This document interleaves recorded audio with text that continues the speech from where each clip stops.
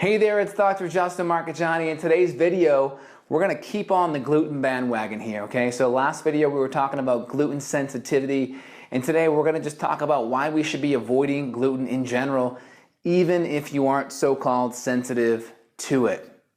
I see a lot of patients and a lot of physicians that still say, they put their patient on a gluten-free elimination diet. Their patient improves, and then they really kind of lax up and say, go for it, introduce some of this every now and then.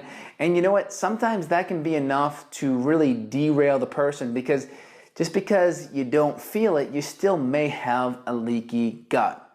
And you may be managing your stress well, you may be on a really good anti-inflammatory adrenal program, you may have knocked out an infection, but you still may have those genes that could potentially predispose you to a leaky gut. Because if we're gluten sensitive, we're definitely going to be creating a leaky gut when we eat gluten. Again, only about 1% of the genotypes, 1% of the population out there has an HLA-DQ4 genotype.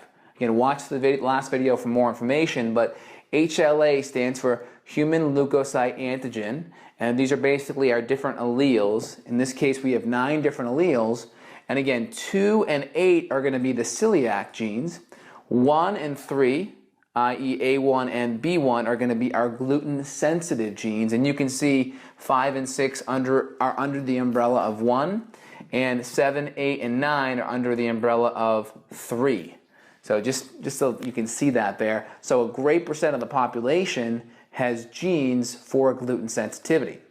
Now there's more and more research that has come out even just this year. They did studies looking at celiac disease patients and non-celiac disease patients, and they found when they added gluten in and they measured, they used some different tissue sampling tests where they put electrodes through the tissue over a 120-minute period, but they found leaky gut or gastrointestinal permeability even with the non-celiac, non-gluten sensitive group, which really just shows me that gluten is going to be driving leaky gut. And I guarantee you, people that aren't celiac, right? These are the average persons walking around. They're just like anyone else. They think they can tolerate grains and they're eating it, and then when they're running the test on them, the biopsy, the electrophoresis, they're seeing their guts leaky. So I'm just really hesitant for doctors and patients making the mistake, thinking that they're better, thinking that they're on track. Yeah, how much gluten is enough? I don't know. That's a really great question. I always err, I have an autoimmune thyroid condition, just for the record, so I always err on the side, if I'm going to cheat, I'm going to cheat with a clean, gluten-free food.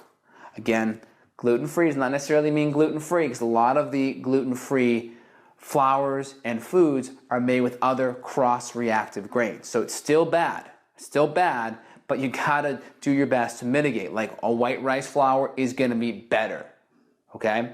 Ideally, if I cheat, I try to use almond or coconut or plantain, things that are gonna be totally grain-free if possible. So if you're gonna cheat and you're gonna treat yourself, try to use a grain-free flour of some sort. That's kind of your best case scenario. Again, if you are gonna cheat, in general, try to make it gluten-free. At least avoid the wheat, barley, rye, and cross-contaminated or cross-exposed oat. So at least do that. I strongly recommend avoid against grains in general. I see too many patients that have a silent hidden autoimmune condition. They cut gluten out for 3, 4, 5 months. They add it back in and it's like, whew, the floodgates really just open up. And the reason why that happens is their immune cells, especially the basophils that make these mast cells, the mast cells are what accumulates histamine. And histamine is kind of a vasodilator. It helps to bring fluid in when we get exposed to an allergen. And when we avoid something for a while, that mast cell accumulates lots of histamine. And when we get exposed to that food, we get walloped with a wave of histamine and we really feel it. Again, the other mechanism really here at play is going to be at the fact that we just can't feel if we have leaky gut. So for this 4 here, we still may be driving, even though this genotype here, this HLA-DQ4 is supposedly immune to gluten, we still could be driving a little bit of leaky gut with the consumption of gluten. Again, Forget the leaky gut, forget the other things we just talked about regarding autoimmune conditions. Let's look at some other reasons why you'd want to cut out gluten. Well, off the bat, we know that people that cut gluten and grains out of their diet, they have an improvement in dysbiosis. So we see a shift in the gut flora according to research when people are eating lots of grains and we cut them out. So you go from celiac to a gluten-free, grain-free diet. We see an improvement in the amount of bad bacteria in their diet. So if here's the bad bacteria here, bad bacteria actually gets lighter while the good bacteria actually gets heavier. So we see an improvement in good bacteria. This is good. That's reversing dysbiosis.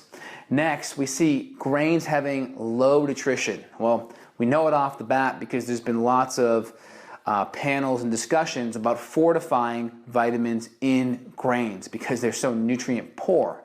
This is important because they're nutrient poor. Well, why don't we just exchange the grains for the greens, right? This is my G for G substitute here. Greens instead of grains. Again, you're going to find any nutrient in a grain, you're going to find it in a high quality green vegetable, in spinach, in kale. Gosh, add some grass-fed butter on there and you get better fat-soluble nutrient absorption. Totally the way to go.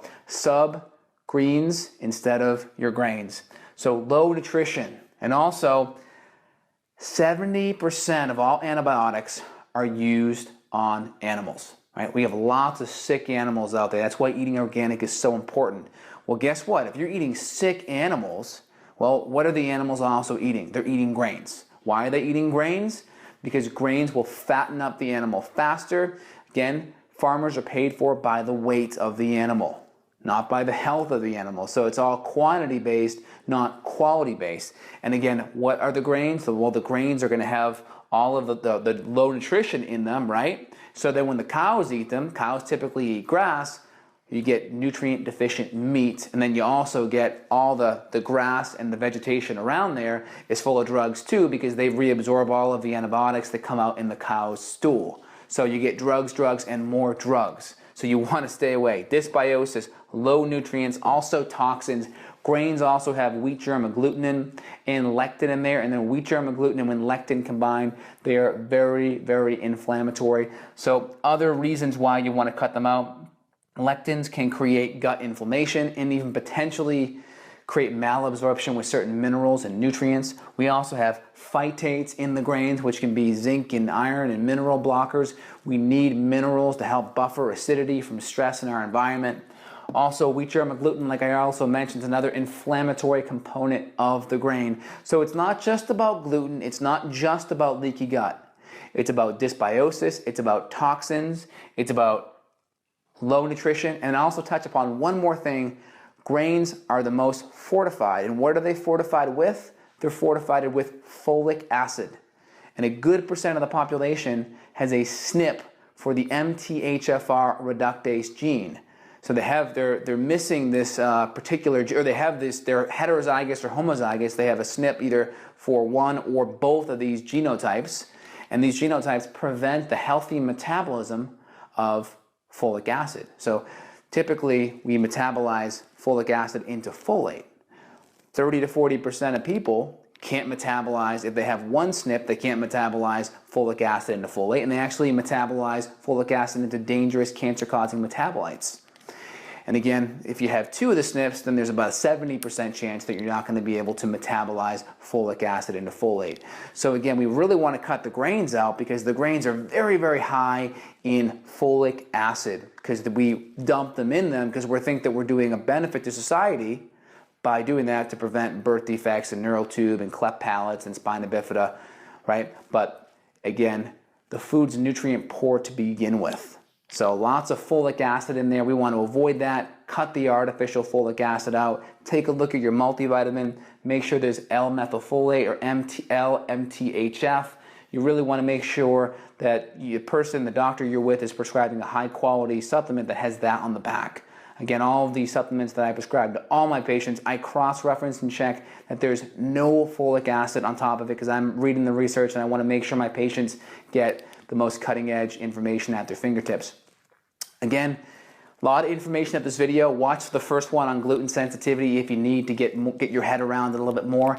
If you're having a gut issue, or you're struggling getting off the grains, or you're struggling healing your gut, or healing an autoimmune condition like maybe a thyroid issue, reach out. We can talk a little bit deeper about the next steps that you got to make to address this. But this is the first step you should be making, and just really simple here: sub the grains for greens.